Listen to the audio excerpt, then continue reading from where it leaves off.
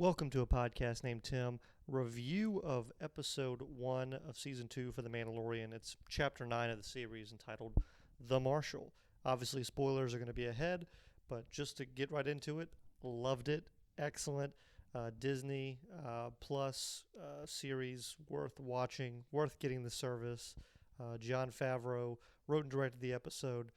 He shows why he has that movie magic. He understands Star Wars. He talked about it, I think, when he was in one of the shows they had on the network, where he talked about kind of his philosophy on it, and it was him playing with toys as a kid and just envisioning that playground that you could be in Star Wars. And he proves once again that he's just excellent. Again, spoilers ahead. Do like, share, subscribe, all that good stuff. But more importantly, let's get into the episode it's entitled "The Marshal," and it's just an excellent episode. We start off with Mando and the child on a very gritty, graffiti covered planet. It's super dark, and I don't know what the planet's name was. I don't think they actually named it in the episode. And there's these like creatures with these little red eyes, kind of hidden in the dark. The Mando is of course going to a fight. The fight area didn't look sci-fi Star Warsy enough. It was weird to see like an actual kind of wrestling ring where these people were where the Gamorreans were fighting. But there's a Gamorrean death fight going on. He's looking for someone to give him information about where he can find other Mandalorians so they can assist him in his journey to figure out where to deliver the child to his people. And of course, Mandalorian is immediately turned on. Essentially, they want to steal his Beskar armor because he's been the villain here has been using it to sell. It's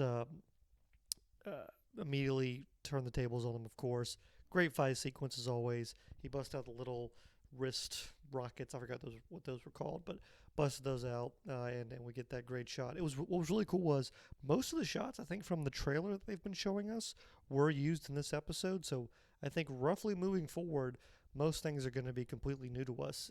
So that's great. But basically, he ends up capturing the guy who ran away, and he's like, where can I find Mandalorians? And he's only heard of one Mandalorian, and that is on Tatooine. Immediately, there's only two options we're going to get here. It's either going to be Boba Fett or it's going to be Cobb Vanth. And so that was my immediate thought. I'm like, well, they're going to do one of them. So I was excited just because either one of those would have been a great decision or an exciting decision to make. So we do see that the Mando is not all good. While he promises the gentleman that he's not going to kill him by his own hand, he does like shoot out a light, and these creatures come out and attack the man. So he does end up killing him anyway.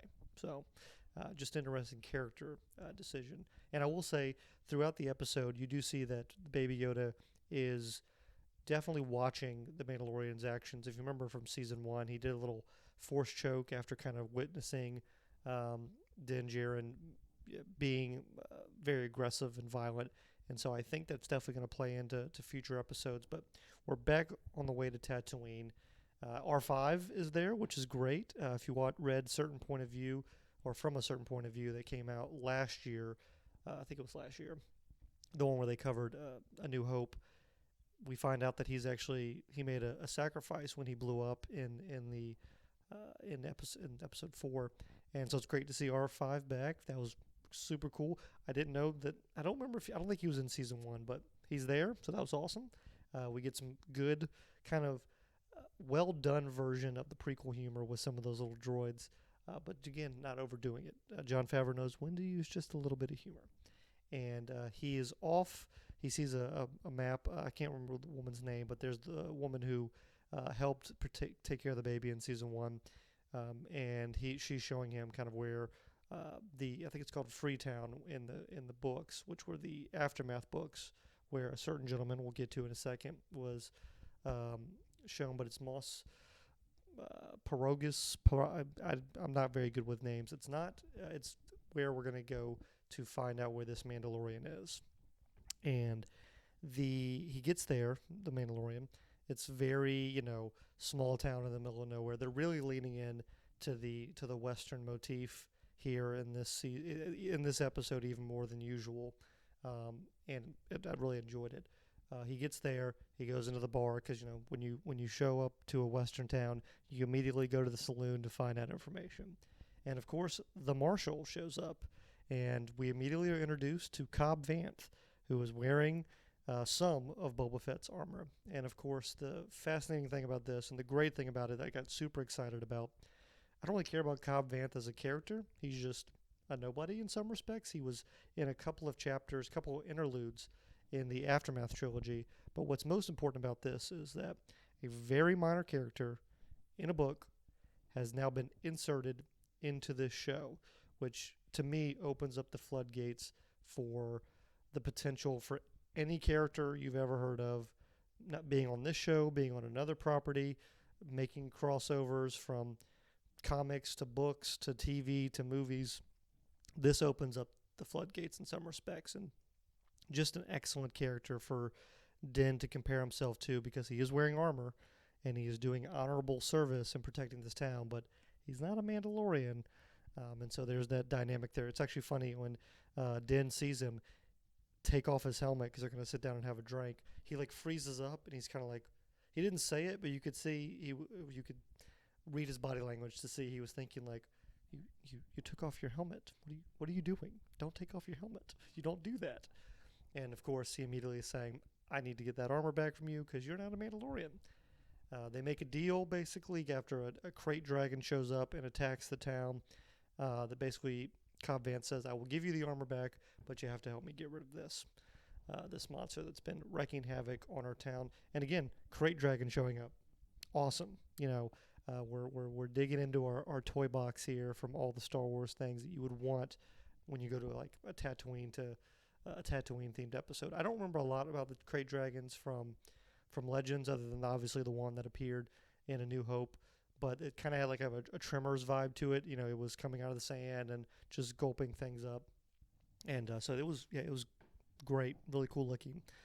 We end up going out to kind of a cavern canyon area. What's really cool here is they're riding their speeder bikes. It looks like Cobb Vanth's speeder bike is Anakin Skywalker's pod racer, or part of it that he's converted into or someone's pod racer at least, but it looked like Anakin's. Someone who's much more knowledgeable in canon can certainly confirm that, but just really cool if that is the case. Either way, the fact that someone repurposed a pod racer for that purpose is really awesome. But they're out in the canyons. They run into some Tusken Raiders, and we again have Din doing his community. I had forgotten that he had communicated with them in season 1, but he's communicating with them. Of course, the Tusken Raiders and the town had an issue early in the year where the Raiders had come in. So there's not some good feelings there, but we're going to team up now to fight the Krayt Dragon. It's living in a cave, and basically Din ends up basically saying that you're going to you're all going to work together, the town people and the Tusken Raiders. We're all going to do this together. There will be peace. So he's kind of being very diplomatic here. And it's just, again, interesting to see how his character acts. The plan is they're going to take all these explosives and bury them under the ground.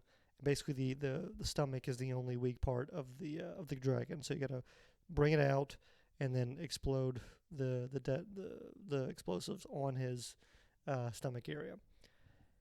Does not always go as planned, as these things would happen. And of course, Cobb Vanth and Mando have to then end up actually teaming up together. They're flying around with their jetpacks. Always great to see jetpacks. And they're fighting off the beast. What's really interesting here is Din at one point, he's going to sacrifice himself, essentially.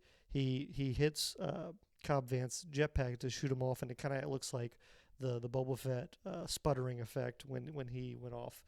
And he flies off, and he says to take care of the child. So he has at least earned his respect enough that he trusts him with the child, potentially. And I assume that Cobb Vanth's going to show up in a future episode. He's going to join the crew that we've had. But who knows?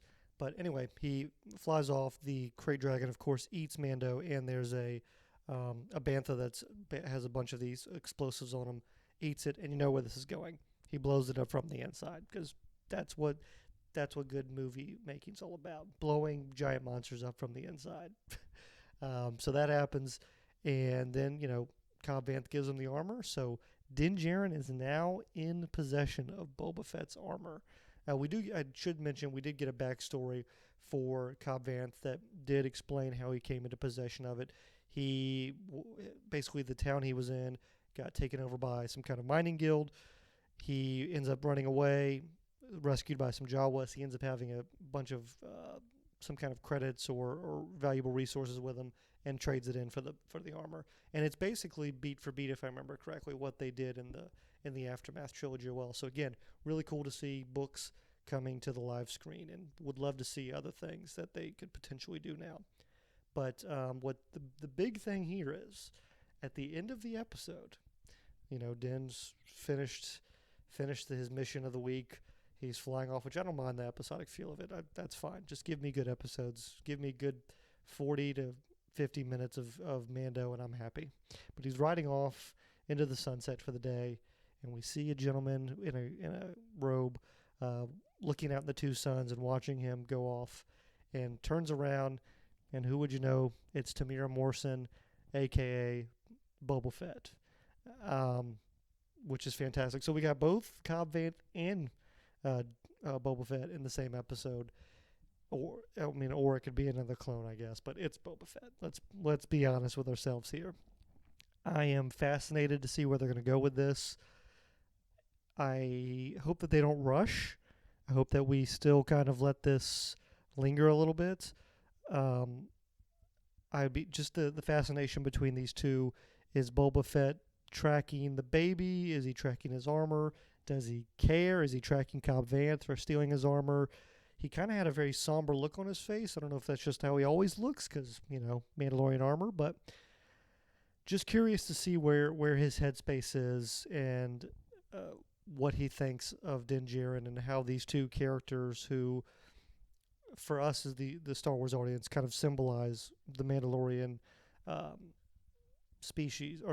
the race and their culture. They're the two most recognizable people, Sabine Wren and Bo-Katan as well, which I should say, with Cobb Vanth and Boba Fett appearing, the possibility of these other characters like Sabine and Bo-Katan and Rex all showing up, I think that increases the possibility that, they did these two in one episode, so I think it is very likely now that these other Mandalorian characters are going to show up. And it was just a great episode. Great effects as always. Great music as always. Great writing as always. And cannot wait for next week. Let me know what your thoughts were on the episode. It's just great storytelling as always. And for next Friday, I guess it's going to be next Friday, cannot get here soon enough. Again, comment below your thoughts, like, share, subscribe, all that good stuff, and we'll see you next time here on a podcast named Tib. Check out all the wonderful content we have, but especially our Star Wars themed content.